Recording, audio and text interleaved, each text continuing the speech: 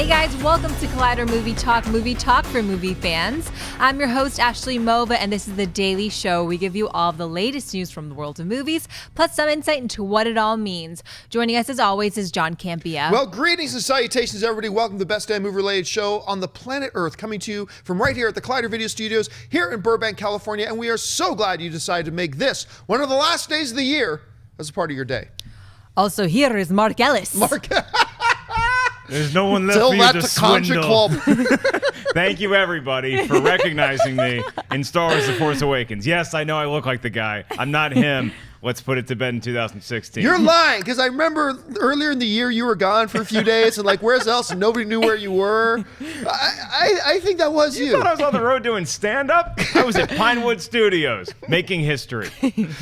Seriously, all week I've been fighting the urge to say, when Mark comes in, just ask him to say, tell that to Conji Club in some kind of better Scottish accent than me, because I'm positive that was you. What was really embarrassing about that is that, like, I saw a lot of fans tweeting it opening weekend. Then I get home to Virginia just to spend some time with my family, and every one of them is like, dude, that guy in Star Wars looks exactly like you. So I've heard it from all corners of the earth, the galaxy, and yes, I will tell that to Conji Club. People who have not seen Star Wars have no idea what we're talking about. All right, guys, so today's show is going to be a little bit different. It is today and tomorrow, the last two movie talks of 2015. Now, I think tomorrow we're going to do an all-Twitter day tomorrow, because people seem to really love it when we do all-Twitter day. So the last show of the year, which is tomorrow, will be an all-Twitter show. And today we are going to do something that we also did last year, too. We're just going to run down what we thought were the 10 biggest, important, most buzzed about movie news stories that came across our movie talk table this year. So I'm kind of excited about it. That's right. You heard us right. You didn't have to watch any other movie talks this entire year. We took care of everything for you in one convenient package. Yeah, so just come back next year. You can skip all the rest. Same time. So we're just going to talk about what were the 10 biggest ones this year, at least to us. And let me get a couple of things out of the way first. Obviously, the biggest thing to happen, well, the two biggest things that happens in the world of movies and movie fan communities was, number one, we opened up our studio. That happened this year. Woohoo! This was a big year for us, actually, because it feels like it was longer than that ago, but it was this year in 2015, back in January. Well, I think our first broadcast might have been out of this space was February, Dennis, I think it was. But anyway, on January, we got this new space and moved into our own real live studios, which was huge for us. And then obviously in July, when the big shift happened and we went from our loving, awesome home at AMC into our brand new awesome home at Collider under the umbrella of Complex. So that's been really big for us, We went from red to green, which is, if you're talking Star Wars, that's monumentally shifting. That's going from a bad lightsaber to a good lightsaber. That's a whole philosophy shift that way. Another thing that you're going to notice is not on our top 10 list is that none of the items on our top 10 list have anything to do with celebrities who have died this year. And that's not to say that can somebody check the thermostat? Because I think the heat popped on or something. Don't turn it on. Yeah, well, it's too loud. It's too loud. It's wonderful in here. Shirt, I'm you poking Californian people, give me a break. But one of the things that you'll notice is that there are none of the important celebrities in the world of movies who died, because we kind of thought, well then, who do we put on the list and who do we not? So, you know what, the Oscars are going to do a great job this year, as they do every year, for their in memoriam. So we'll kind of save that for then. But obviously, the passing of figures like Christopher Lee, Leonard Nimoy, obviously these are all, and everybody else in the world of movies, big important issues.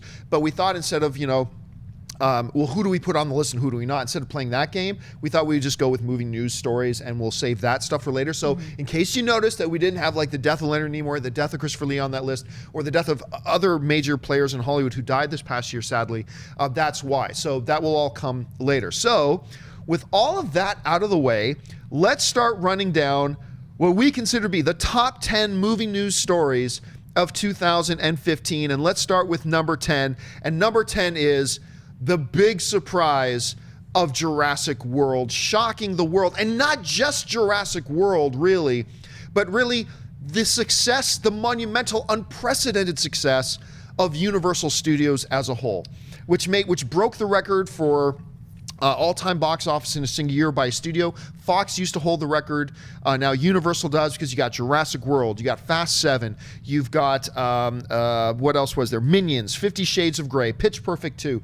All big money-making things. But the standout was, of course, like Jurassic World, because we expected Jurassic World to make money.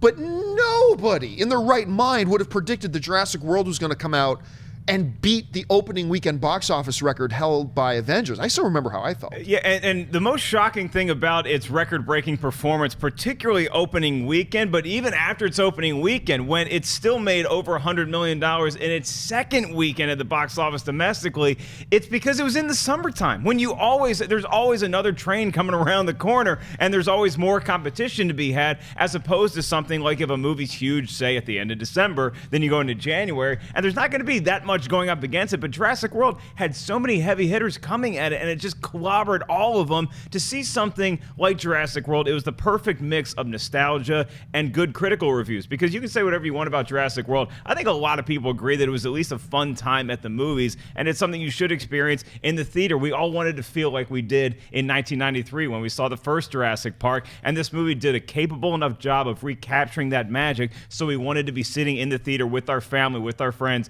seeing dinosaurs on the big screen again. I think it had something to do too with that whole factor that, forget Jurassic Park, because we talked about this on the show before Jurassic World opened up. It felt like the marketing was going with a forget about Jurassic Park 2, forget about Jurassic Park 3. And I remember Colin Trevorrow mentioning that we wanted to recapture the essence of what the original was, because that's the magic, that's the memory that everybody had. So we want to get back to that. And apparently they did a better job at doing that than we thought they did, because it got everybody's. And if you think about it, Star Wars had followed that formula a bit. They said, okay, let's get everybody forget about, the Phantom Menace and Attack of the Clones. Let's get everybody forget about that. Let's reconnect with what we thought the magic of the original was. And that worked for Jurassic World. It clearly worked for Star Wars, but we'll get to that a little bit later. So what about you, Ashley? Were you surprised when you saw the kind of response? Because you were here on these shows as we were talking about it. Yeah, I totally was. Well, I guess I was a 90s kid, so I was excited at the fact that Jurassic World is coming out, but again, I fell asleep. I don't know what this is, the week of falling asleep in movies for me, but I didn't find it to be such a fabulous. I wasn't too into it. I guess it didn't live up to what my hopes were going to be, because I had that nostalgia factor. I think I wanted it to be better than it was.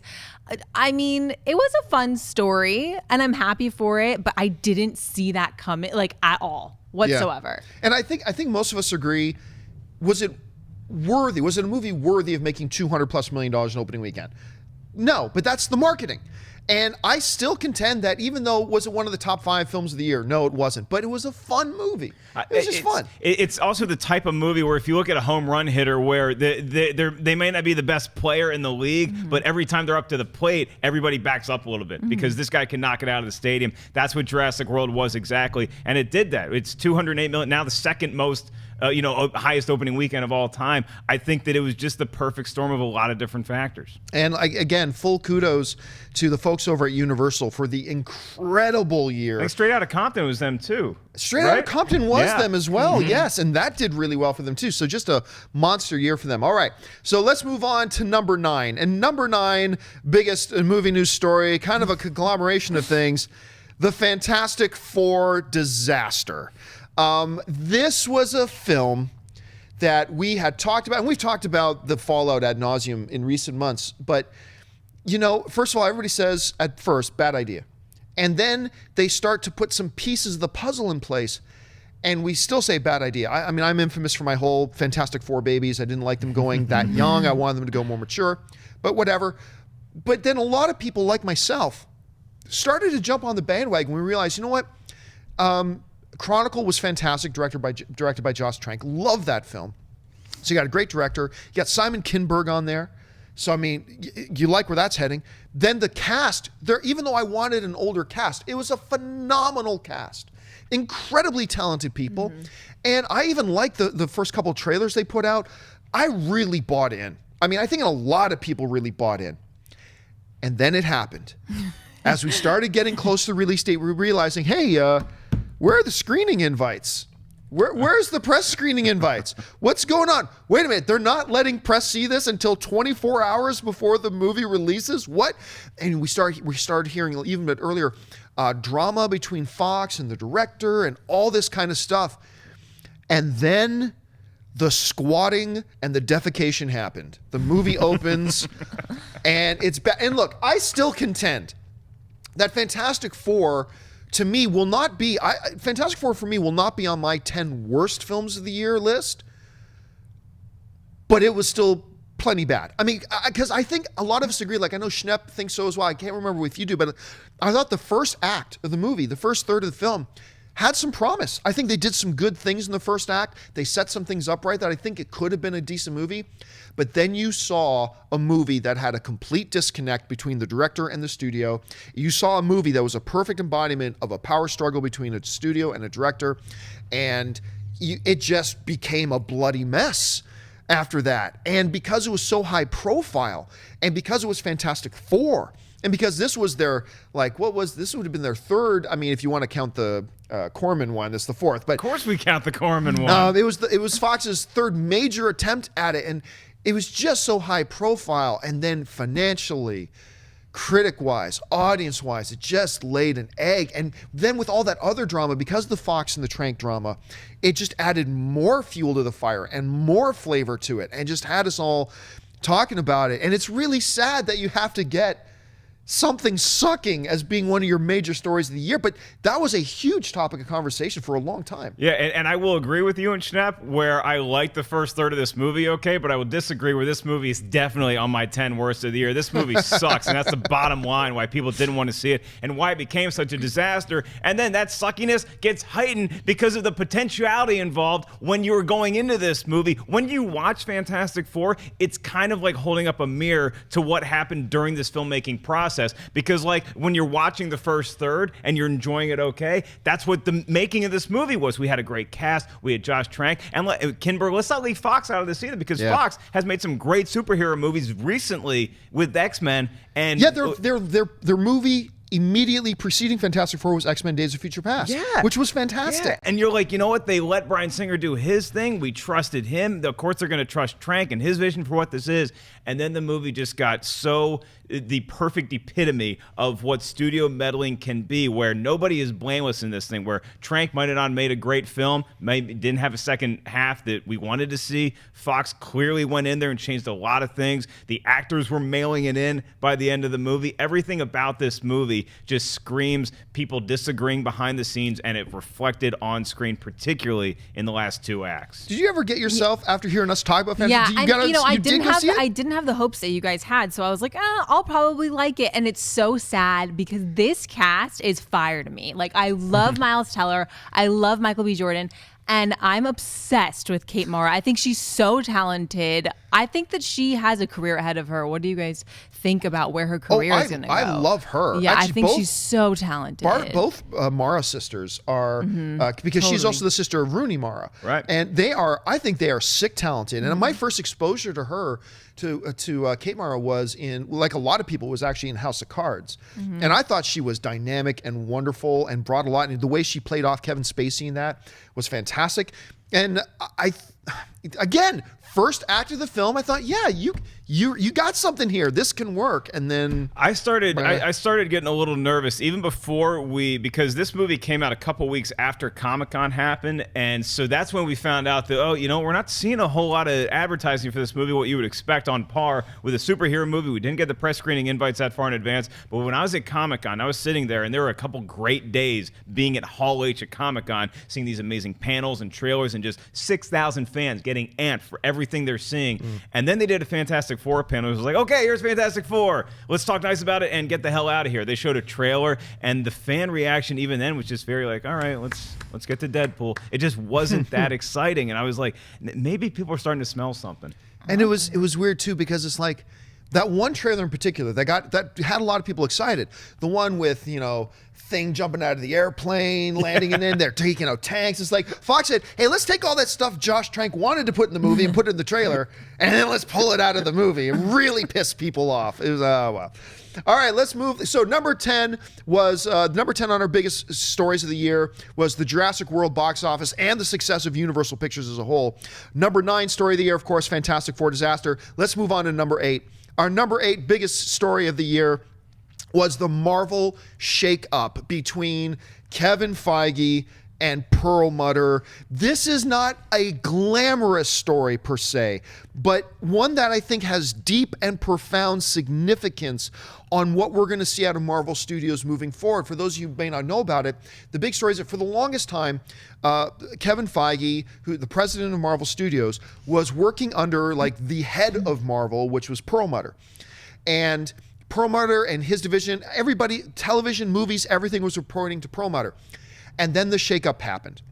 Apparently, there was not a great relationship between Kevin Feige and Perlmutter. Feige wanted out from under Perlmutter, and they made it happen. Kevin Feige no longer reports to the head of Marvel, which is Perlmutter. He reports directly to Alan Horn at Disney. And now Kevin Feige, it kind of freed the reins a bit. Now he's going to have even more control over the movie side of Marvel. What makes this so interesting, though, is that television is staying right where it is. All of Marvel's television properties now still directly report to Perlmutter, whereas the movies are now kind of a separate thing. And I believe that we are going to see as the next couple of years unfold, we're not going to notice it in the next 6 months, but I think as the next few years evolve, because of this move, I've always thought Marvel needed to separate their television and their movie worlds.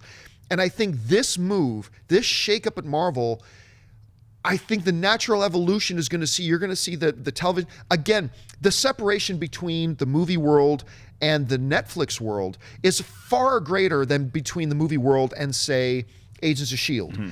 And I think you're going to see even Agents of S.H.I.E.L.D., like this season, Agents of S.H.I.E.L.D. has started referencing the Avengers and the movie world less and less and less and less. And I think you're going to see that continue.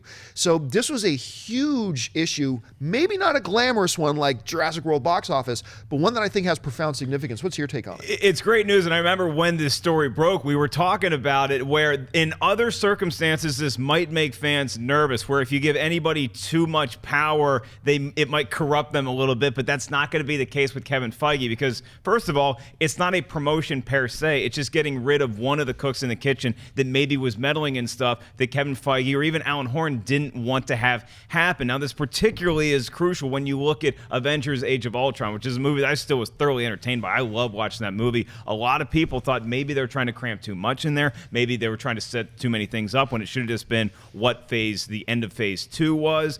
And then we see this, and we see that maybe they had some ideas about Civil War that was becoming its own Civil War by Marvel, and who do you have to give the boot to? It's obviously going to be Perlmutter, because Kevin Feige is a guy who's not just going to take all of his ideas and inject them in there. He's always been great at being the Abraham Lincoln, and getting people in a room, listening to different ideas, and you come up with a plan, a lot like what Pixar does, where we're going to take the best ideas from everybody and all throw them into the stew together. So it's a brilliant move, and if you're reporting to a guy like Alan Horn, who clearly knows how to take properties and elevate them to the next level, I think it's great news, and it's crucial timing because Civil War is coming out and this news broke, and I don't know if we'll see shades of maybe Kevin Feige, who wanted to do something with Civil War and he still didn't get the opportunity to do, but it's great to have this happen during Civil War and not during Infinity War Part 1 and 2.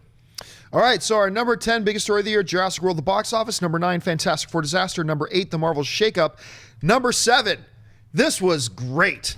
The announcement of Deadpool being rated R. Ever since that Comic-Con footage leaked 2 years ago of the little test footage of Deadpool, starts with a D, of Deadpool, there was a big, long-standing debate. Should Deadpool, not even should, does Deadpool have to be rated R, or can they do it PG-13? A lot of people were, it has to be rated R. There were some people like me that was like, nah, it doesn't have to be rated R. I just hope it's rated R. And then some people, very, very few people thought, no, make it so the kids can go see it, make it PG-13. The way they announced this And I still remember this because they leaked it out like 24 or 48 hours later, and Ryan Reynolds put out this tweet that was something like, hey guys, who knows, but if it has to be PG-13, it'll be fine. I remember on Movie Talk I said, no, this is a setup. They've already decided they're going to make this R, and then like 2 days later, they did that brilliant marketing coup where they did a fake interview with Ryan Reynolds and Mario Lopez. And what's the show he does? Ever forget AC Slater is on Extra again? Come on. I should know this because Corey Takei, who's on our show quite often, Mario is her boss, so I should remember this. So they did a fake interview between Mario and Ryan, who was on location in Vancouver. Mario's there, and it was to announce the PG rating of Deadpool. And then you see Deadpool walk behind Mario Lopez and bash him over the head and kill him. And it was such a perfect way to make that announcement. It was very rarely will we stop what we're doing in the middle of the day to shoot a special breaking news video. I think we only did it twice this year. And one of them was for that Deadpool announcement because it got us all excited, not just because it was going to be rated R, but because how they announced it. And what has happened since? Deadpool has been conducting what I truly believe is the greatest marketing campaign for a movie ever. They have been and it has been consistent with the tone of that first rated R announcement. So to me, this one had to be on the list. I was always one of those guys that like you, said it can be PG-13 to be a great movie, and I still believe it could have been, but the fact that you made it R, it's not just that you made it R, and even not just the way that you announced it was R, it's the attitude that it's bringing to that. Like, yeah, not only are we rated R, but we're celebrating the fact that we have an R rating, and everything you've seen since then, from the poster to the trailers. And it's not just rated R for one reason. It's not like, oh, we had to make it super violent or we're just going to say a lot of F-bombs. It's funny. It can get dark. It can get very light. But you wanted that rating to let the fans know they were treating the source material with respect. A fan base that, by the way, got so jaded and got so upset when they saw the Merc with the mouth lose his mouth at the end of Wolverine Origins. It's like, this is a fan base that you had to make an apology to. You had to make a concession to. The studio listened, and they gave Deadpool an R rating, which is even more shocking to think it's the same studio that so totally botched Fantastic Four. Everything with this, they've crushed it. Ashley, you've been watching this, yeah, this whole I thing have unfold. been. First of all, I can't believe that Mario Lopez agreed to do that, because it doesn't Mario Lopez be like, no, I would never do that. Like, that's what I feel like Mario Lopez talks like. But I love the marketing for this. We talked about this a little bit yesterday. This marketing is just so right up my alley. Just the sit on this poster you see across the street. Sit on this like, that is so great. And we saw, I saw some of the trailer yesterday. It looks freaking hilarious. The jokes he tells. I'm really still worried about the cussing and stuff, because it seemed like he's a lot of F-bombs. So that's my one worry with the R rating. I don't want them to keep we have this R rating, let's just throw in some F-bombs. But from what I've seen so far, I'm legitimately excited about this. And I think with the marketing, that it's catching a lot of people's attention that it wouldn't have caught before. Like, I wouldn't have probably paid attention to Deadpool so much if it wasn't for the hilarious marketing behind it. It's weird, like, on one hand, for me, hearing somebody like you being a little bit worried about the swearing, because like, on the swear level, you have right here, you have Sesame Street, right? Then you've got, I don't know, The Office, Parks and Rec. Then you got, like, say Star Wars and movies. Then you get into some PG-13 territory with some other Steve Carell movies. Then you get into, like, Die Hard swearing. Then you get to Eddie Murphy Raw. And then somewhere up here is Ashley Mova around the Movie Talk offices. So You're completely right. But it took me out of the trailer, because it's very rare that you hear, at least the trailer you watched yesterday, I remember even turning to you and be like, did he just drop the F-bomb? Because when do you hear the F-bomb in a trailer? Yeah, well, not a lot of Red Band trailers come out, but I will say this, though. Well, you mentioned it a little bit earlier, I was totally convinced that, hey, you can do Deadpool PG-13, because you can get away with a lot in PG-13. Just don't show the blood. You can do all the action or make the blood black, not red, and all these kinds of things. It can work, but we wanted it to be R. But I remember thinking at the time, if you're going to do it R, then don't do a PG-13 that's just a little more edgy. Mm-hmm.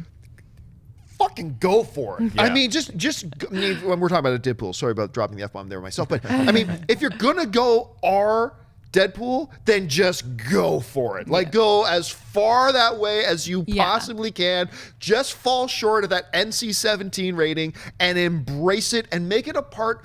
Make the R rating, if you're going to do Deadpool R, make the R rating a part of the identity of the movie.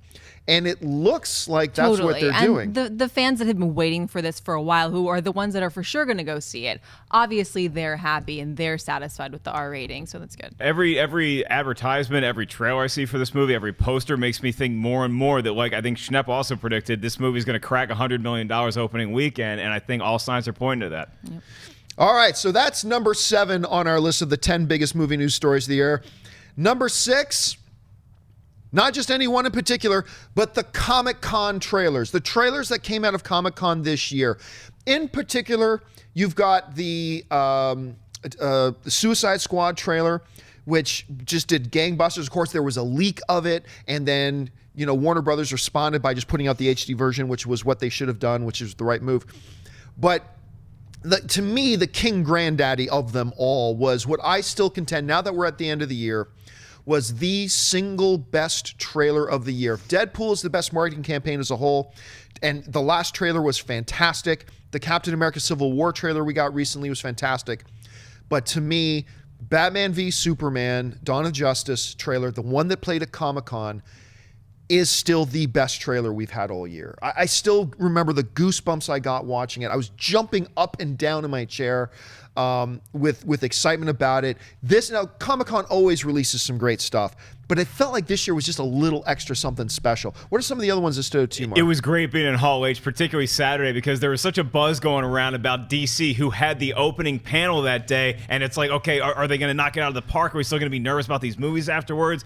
And they did everything you wanted them to do. The Suicide Squad trailer was great and a little unexpected, and then you're right, Batman v Superman, when you look back on it, I think that was the best pure trailer that we saw, but the big buzz coming out of Comic-Con that entire weekend was the Deadpool trailer, because we got to see it, we got to see the way they introduced it, how the fact that it was rated R, we got to see that first quick look at Colossus, we got to see Deadpool cracking jokes, a little bit of the creation of him, and then how violent that movie was going to be. You also had some trailers that were lesser known and weren't even anticipated that got us going a little bit. The Hateful Eight footage that we got to see. Yeah. There was a trailer for Krampus that had a lot of people talking about, oh man, this could be the next Gremlins.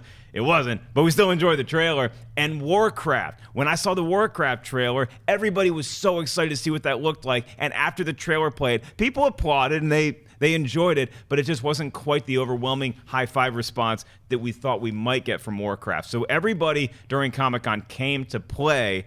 And one of the things that came out of that was also Hall H really needs up their security because of the leaks that came out afterwards, where DC was so upset they had this great marketing campaign, then they had to speed up the release of the Deadpool trailer, which didn't hurt it at all. I mean, people were still, the Suicide Squad trailer, and then Batman v Superman as well. It just, something has to be done, because when you compare that to D23, where nothing got leaked, nobody saw the Jungle Book footage until people wanted to see that, it was a big difference. And a lot of people tried to argue with me when I said, no, this was a bad thing that this leaked. And people say, no, if you showed a Comic-Con, just put it online right now. And I think we are living, because I just had a conversation with a couple of friends of mine now who, they're not in the industry like we are, totally forgot about Suicide Squad now. Mm-hmm. Why? Because they dropped that trailer way too early. They dropped it way too early. That means they didn't want to drop it, but they had no choice. They had to drop it because some asshole went in there, broke the trust they had with everybody else, taped it on their phone, and then uploaded it to YouTube. So then Warner Brothers was faced with the option, well, we either have to let everybody watch this shaky cam, crappy YouTube footage and let that be their exposure, or we've got to way move up our plans and release this. And that was the right thing to do because they had to. But it's unfortunate because they blew their load way too early. You guys, you know what I'm talking about. They blew their load way too early, and they had a plan for how they wanted to roll out the excitement and roll out that whole stuff. And I think only like last month is when it was originally supposed to come out for the first time. So they had to change their whole things, and I think it's really unfortunate. It's sad that happened. I've never heard your voice go lower than you guys. You know what I'm talking about. All right, so our number 6 on our biggest stories of the year are the Comic-Con trailers. Now let's move to number 5, and we're talking about the movie world. So let's go back to the Oscars that happened, I believe, in February or early March, whatever it was. Birdman wins Best Picture of the Year. It faced stiff competition from films like Boyhood, which I think was kind of the one people were wondering might have won, American Sniper, Whiplash, Theory of Everything, Grand Budapest Hotel, The Imitation Game. Solid lineup of films. Birdman came out, won Best Picture, which out of the nominees was the ones I was rooting for, was Birdman, and it ends up being the Best Picture of the year. It served as a wake-up call for everybody to remember, hey, remember that Michael Keaton guy? Yeah, he's one of the best, just in case you forgot. Zach Galifianakis was brilliant in that. Hulk Boy. Ed Norton. Ed Norton, the other one. Ed Norton, brilliant. Emma Stone was brilliant in it. Everybody in that movie was so freaking good. It was so original, so well shot, so creative. It was deep yet fun and funny and all at the same time. I didn't like the very, very, very, very ending. That's the one thing that still sticks out to me that I didn't like.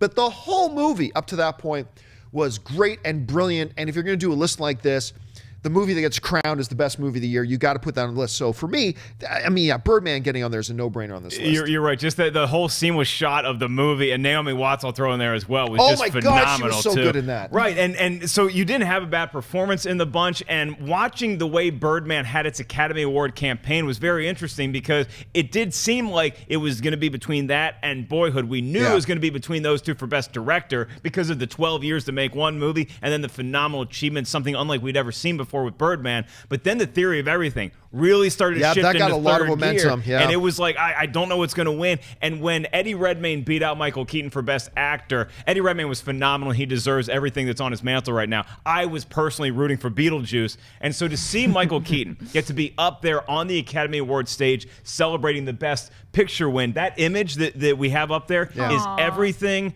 of why I loved watching Birdman win Best Picture. I thought it deserved it, and seeing Michael Keaton get to celebrate that moment, one of my all-time favorite actors, so happy for him and everybody involved in that movie. You know, he didn't get to say that I won the Academy Award for Best Actor that year, but he does get to say, I was the lead actor, I was the anchor, I was the main front guy on the ship for the film that won Best Film of the Year. So at least he had that. Actually, you saw Birdman. I did. I personally... Did you fall asleep? I did not fall asleep in this one, guys. I did not fall asleep. Personally, I was rooting for Theory of Everything. I love Eddie Redmayne. For good reason. Yeah, It was a great movie. I cried in that movie.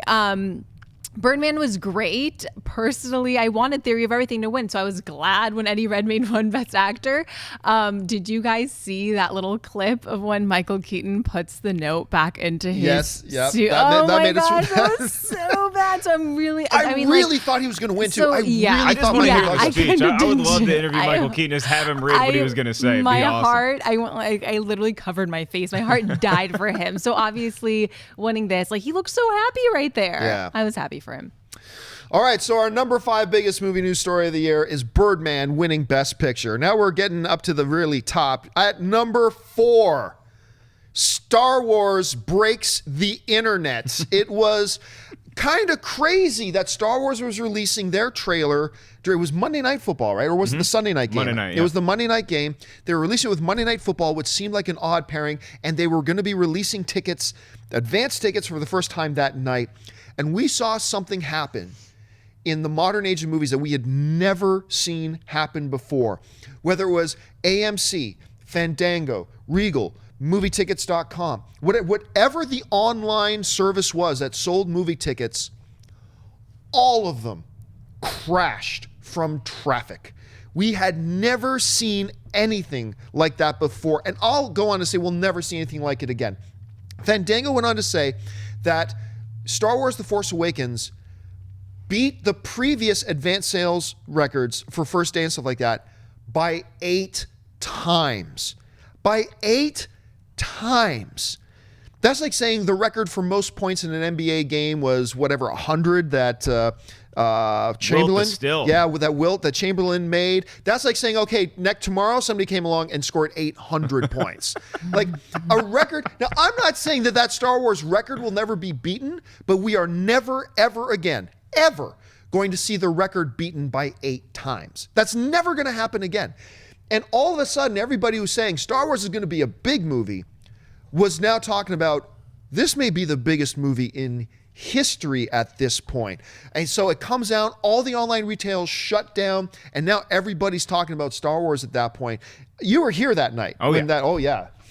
Oh yeah, I was lucky enough to get my tickets before the website crashed. So it was almost like you're just trying to get off the Titanic in time and get a life raft because I got my tickets. I took a picture and it broke my Instagram account. Like everybody was just excited to share their experience of watching this, and we started tracking the number of hits that a YouTube trailer gets this year too, because every studio's claimed, oh, this is the biggest record for a comedy or whatever. Now, when the Star Wars Celebration trailer came out, that got like 90 million hits in a day. Yeah. And then when this one came out, it got even more than that in a day. And it was the dawn of the marketing push for Star Wars on television, because Monday Night Football, that's right. while you might not consider a football audience and Star Wars audience to be one and the same, they are for this guy. It's Disney. Disney owns ESPN. Disney is now Star Wars, so it made so much sense to put that out there and expose it to a new audience that maybe was aware a movie was coming out, but they didn't know that the movie was coming out. After that trailer came out, you started seeing little clips on television. You started seeing the international trailers pop up online. And so everything about that was just pointing towards a perfect marketing campaign, which led up to opening day, where, by the way, there weren't leaks before the movie, and that helps it too. So as far as the internet goes and Star Wars break the internet, it did in so many different ways, but the box office crash that happened the night of Monday Night Football is something that we can talk about and kind of look back fondly on, because I think everybody ended up getting tickets that they wanted to get for opening night, if not opening night, opening weekend. But the IMAX record that it set too, I think it had already broken the IMAX record for an entire weekend in IMAX on that first night. And it also exposed a lot of sweaty nerds to football for the first time. But like the worst Monday night game that I've ever seen. It was a terrible Monday night game. Poor Schnepp had to sit there because Schnepp has never seen a football game. And I'm like, hey, Schnepp, this is called football. I know you didn't do a lot of this as a kid, but this is where you actually went outside. And a friend would throw a ball to you, and you'd run into this thing called grass. And you know what's crazy about that game is that I remember watching that game being so excited for the trailer at halftime, but then in the back of my head, I also think, this division is so bad, the Redskins actually have a shot at winning it this year. And then what happened? Yeah, then the Redskins. Anyway, you saw all this unfolding. What was going through your head when you saw all these records falling? Well, obviously, that's awesome. My one reaction to it, though, was I remember my dad going, Ash, why didn't you tell me, man? We should have bought the tickets and then we resell them. You need to tell me these things, man. You're in the business. You're in the know. So that's like my one recollection from that. But that's a great point, too, because a lot of people did buy them, and then they were scalping them online. Like, I remember seeing opening night tickets for Star Wars going for like $100, $200 on eBay and Craigslist. On Craigslist, $300 for AMC across the street. Well, I remember we talked about, I believe it was $1,500. Somebody got opening night tickets at the Chinese Theater, which is significant because the Chinese Theater is also where the original Star Wars debuted. And somebody had 2 tickets and they were selling them for $1,500. So insane. For 2 tickets to that. I mean, which is nuts. Now, actually, I should point out here, I have never had the pleasure of meeting your father. You're missing out. But you are missing out. As of right now, I'm going to go on record. I wanted to produce and develop a TV sitcom completely based on you and your dad. My dad has wanted a sitcom. I want to do a sitcom You're with you in and the your dad. business, Ash. We need to have our own. Let's do a short film. He always wants to do a short film. I'm like, Dad, it's not easy. He's like, man, just get the team together. You know them. Just get them together. We do a short film.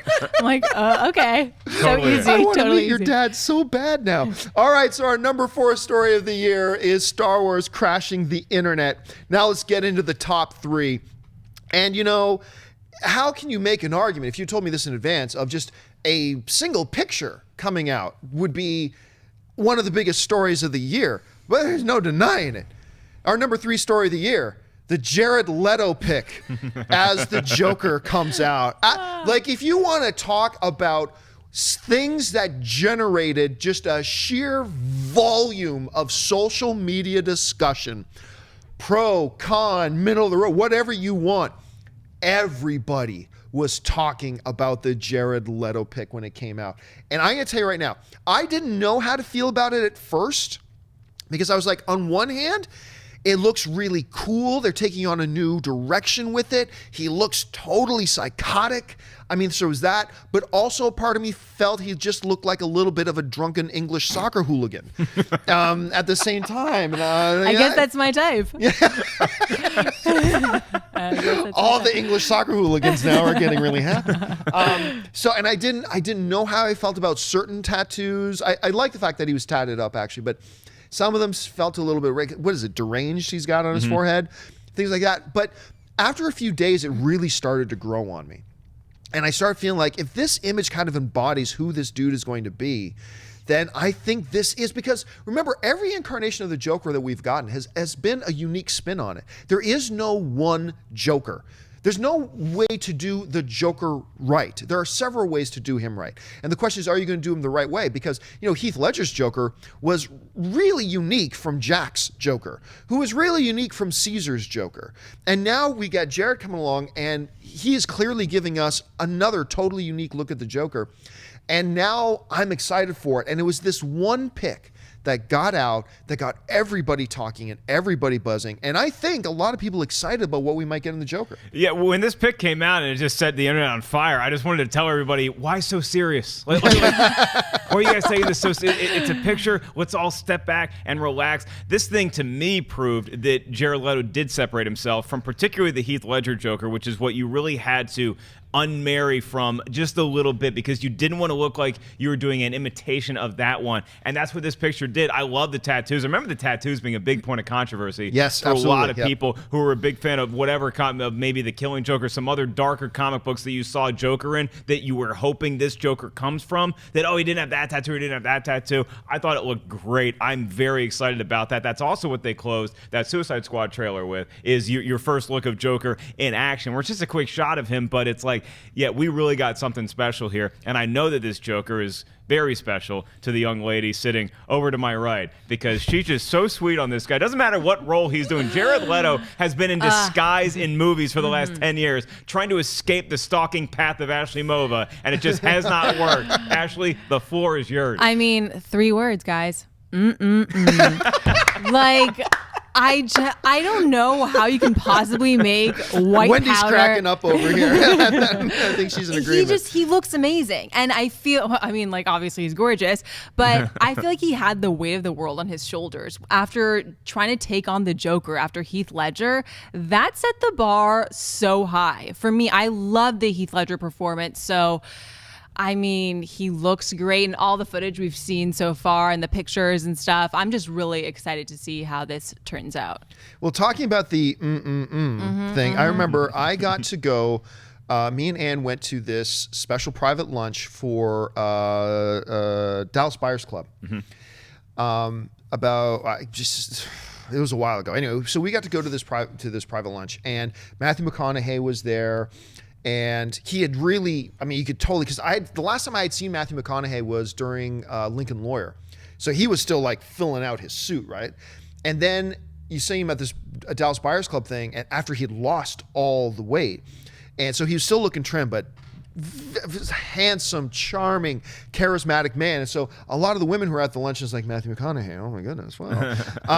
And then Jared showed up.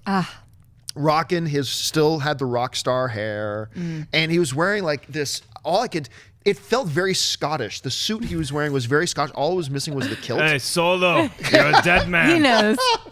Tell that to Conja Club. And it's like, and you could feel the air coming out of the room a little bit, like when Jared showed up. And it's worth suffocating in. Yeah, and it was just really weird being in a room with Matthew McConaughey and then seeing a little bit more of the female attention in the room shifting over to somebody else. I would be really stuck. I would be stuck between a rock and a hard place if I was in that room. I'm not stuck at all. McConaughey's the choice, really? man. I don't know. I don't know. He's the man. McConaughey's my lead dog. McConaughey's the man. Well, Leto's a fine backup to have. I just don't understand why he's an attractive dude. He's really good looking, but why is he above Matthew McConaughey? They're just so different. You marry Matthew McConaughey and you hang out with Jared Leto. You weren't going to say hang out. You weren't going to say hang out. All right, so our number 3. So let's count down again up to the number 3 before we get to number 2. A number 10 story of the year for us, Jurassic World box office. Number 9, Fantastic Four disaster. Number 8, the Marvel shakeup. Number 7, the Deadpool R rating announcement. Number 6, all the things that came out of Comic-Con. Number 5, Birdman winning the Academy Award for Best Picture. Number 4, Star Wars breaking the internet. Number 3, Jared Leto as the Joker picture. Now we get into our top 2. And our number 2 story of the year we are living in right now, which is Star Wars The Force Awakens. Nice picture, Ray. Star Wars The Force Awakens annihilating every single box office record you can possibly conceive of. Best opening 24 hours, best opening weekend, best opening week, fastest film to $1 billion, highest IMAX thing of all time, blah, blah, blah. It just keeps rolling and rolling. I mentioned this on Movie Talk yesterday, but seriously, guys, wrap your head around this number. Star Wars Force Awakens made $153 million in its second weekend. That would put it at number 10 all time on the opening weekend top 10 charts. Whew. Only 9 films in history have made more money in their opening weekends than Star Wars The Force Awakens did in its second weekend. And it obliterated the second week record by Jurassic World by almost $50 million. The second weekend record was 106. Now it's like 153. Huge difference. We are in the middle of something like in the movie culture-wise that we have never seen before. And it just continues. Now, the only question, look, it's going to catch the Avatar domestic box office record, which I believe is $740 million. It's going to catch that. The only question that is now left is, will it catch Avatar's worldwide box officing of $2.7 billion? It's still 1.7, no, it's 2.8, so it's still $1.7 billion away. That's a big number it's got to overcome. I don't think it will, but I'm starting to believe a little bit more in its chances.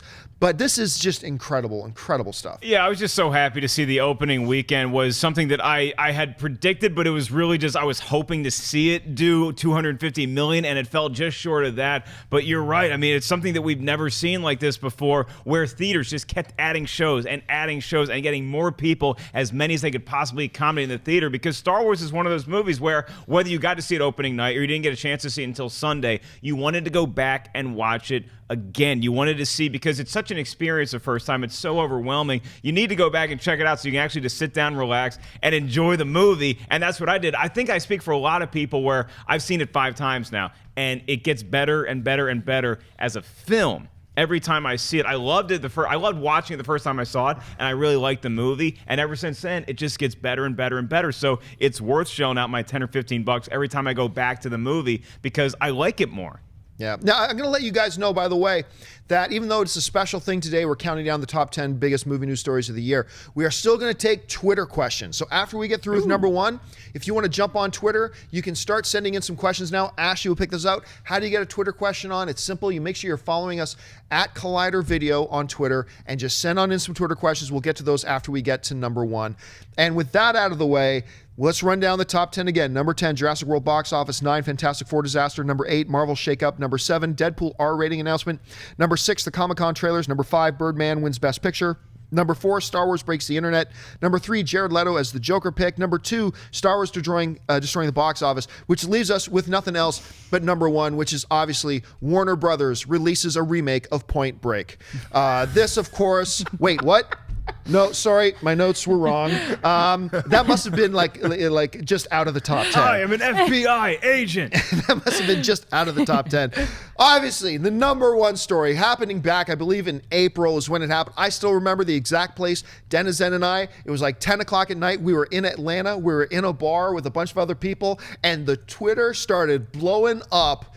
It happened. Spider-Man was going to be entering into the MCU. This is without a doubt the biggest news story no other story we did this year got more social media response, more people talking, more people buzzing than this news happening. And a lot of people for a long time thought it was like, I for the longest time thought, look, it's just not possible.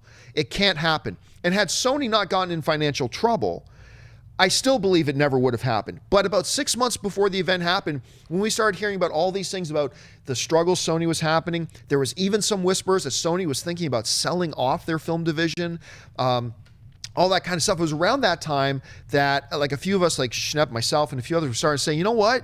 This Spider-Man thing, maybe it's becoming a possibility now. Maybe it could. And 6 months later, what everybody wanted, what everybody was hoping for, it happened. Marvel got the rights. Now, remember, the rights to Spider-Man still belong to Sony.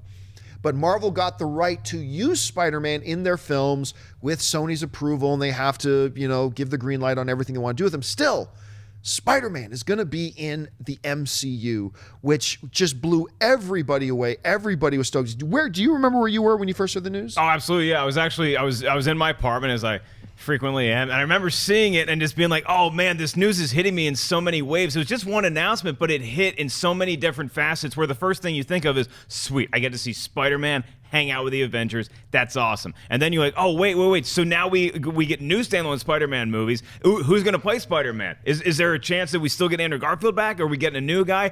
And then he's going to be coming back into other MCU movies. So we just get so much more Spider-Man than we ever thought possible. What are they going to do? What direction are they going to take it in? There was so much fun speculating as what his role is going to be in Civil War, if that was even going to be the movie where we first see him in. But you go back a step and you say, all I wanted for Sony this year was to upgrade their firewall. And what they were able to do instead is take one of their most beloved characters and share him with something that we always wanted him shared with. So it's like, I love news stories like this where you see it and it sounds awesome, and then you just start thinking about the possibilities and how endless they are, particularly for a character as universally loved as Spider-Man. Now, I am still curious to see how well this marriage actually works. I'm really curious right now to see, in 3 years, is this still bliss and harmony between Marvel and Sony, or does Sony take their ball and go home? Or it'll be interesting to see, but I know it's got a lot of people even more excited now to see Civil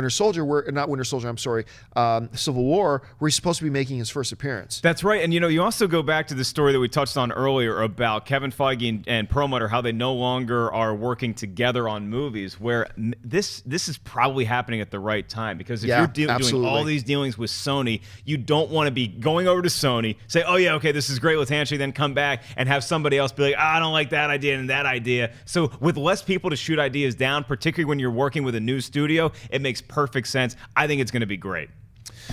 All right, folks. Well, there it is. There are what we consider to be Movie Talk's top 10 biggest, most important, most buzz-generating stories of 2015. Now, there are some stories that we left off this thing that felt really weird leaving them off. But what are some of the stories that maybe you thought should have been on this list that didn't make our list? Let us know in the comments section below. Now, with all that out of the way, I said we were going to take a little bit of time here before we end the show to take some of your live Twitter questions, and we're going to do that right now. But before we get to the questions, I want to make a quick announcement here. A lot of people have been asking me if there's going to be a Jedi Council this week. And the answer to that question is hell yes, there's going to be a Jedi Council this week. And it's going to be, we said we were going to do this before, we never did. It's going to be an all Jedi Council mailbag. It's going to be Mark, myself, a special guest will be joining us. So make sure you send in a question. You can email a question to us at collidervideo@gmail.com. Once again, the email address is collidervideo@gmail.com, and put in the subject line Jedi Council question. That's important, because we ain't going to see your question unless you put that in the subject line. Once again, email us at collidervideo@gmail.com and put in the subject line Jedi Council question, and let's see if we can get your question on the show. So send those in. I'm so excited to do that. I'm so excited to do that, but then I started thinking, oh wait, I'm probably the schlub that has to go through all the questions and point out which ones make the air. So I'm going to feel like Santa Claus. Like, okay, naughty, nice. How many more of these do I have? It's going to get crazy. All right, now let's get to the Twitter questions. You guys have been waiting patiently. So Ashley, what are people asking on the Twitter sphere? Tommy Hartsock writes, any news of a Never-Ending Story remake? It comes up every once in a while, but never seems to get picked up. Yeah, it's true. I keep hearing whispers about it now and again. I don't think there's a hunger for it out there. I just don't sense the same way that there are a number of movies that I think there'd be a hunger out there amongst the average movie-going audience to see it. I think a lot of people remember the Never-Ending Story fondly. I know I certainly do. But I don't really sense a big market demand for it. Like, have you heard anything, number one? Well, and what do you think about it? I think studios a lot of time confuse a hunger for just you're right, a passionate fan base, which Never-Ending Story definitely has. We weren't really starving for a Point Break remake. We got that. I think you will see a new version of the Never-Ending Story come back into theaters, because it's just one of those things that you saw in your childhood. And I wouldn't put it on my list of like my 10 favorite, maybe even 20 favorite movies I saw when I was a little kid. But it's a great story, and it deserves to be told and shared with another generation, in my opinion. I mean, our own Wendy, she's hanging out with a dog now, and she wants to name the dog Falcor because it kind of looks like that flying mutt in the movie. So I think it's right material for another visit on screen. All right, what's next? Simple Comics writes, I have to read this part because it cracks me up. Hey, Ashley, read my question and I'll marry you, I promise.